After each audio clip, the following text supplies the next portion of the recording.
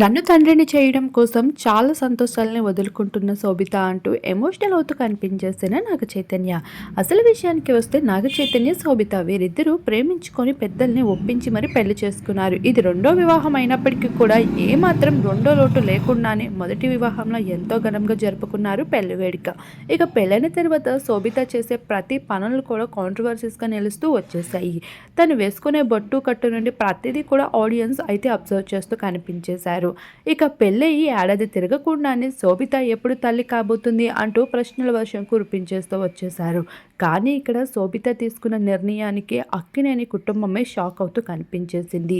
ఒకవైపు తనకి కుటుంబమే ముఖ్యమంటూ ఇక తన కెరియర్ని కూడా పక్కన పెట్టి ఇక అక్కినేని కోడలైన తర్వాత శోభితకి విపరీతమైన ఆఫర్స్ తను కోరుకున్న బాలీవుడ్ ఇండస్ట్రీ నుండి వస్తున్నప్పటికీ కూడా తనకి కుటుంబమే ముఖ్యమంటూ ఆఫర్స్ని రిజెక్ట్ చేస్తూ వచ్చింది. ప్రస్తుతం చైతన్యకి ఆనందపరచడం మించిన మరో కోరిక తనకేమీ లేదంటూ చెప్పుకుంటూ వచ్చింది. ఇక పెళ్ళై నెల తిరగకుండానే మరో శుభవార్తని అందిస్తూ మనందరి ముందుకి వచ్చేసింది చైతన్యాన్ని తండ్రిని చేస్తూ. ఇక అసలు విషయానికి వస్తే శోభిత ఇక్కడ ఒక గొప్ప పనిని చేసి తన మంచితనాన్ని నిరూపించుకుంటూ వచ్చింది. ఈ రోజుల్లో ఈ సమాజంలో ఆడపిల్ల అంటేనే చులకనగా చూసే రోజుల్లో ఒక ఆడపిల్లని అడాప్ట్ చేసుకుంటూ తనైతే ఒక తల్లిగా మారిందనే విషయం షేర్ చేసుకుంది. అది మాత్రమే కాదు, ఈ విషయం చైతన్య అంగీకారంతోనే తీసుకొని ముందడుగు వేసిందంట.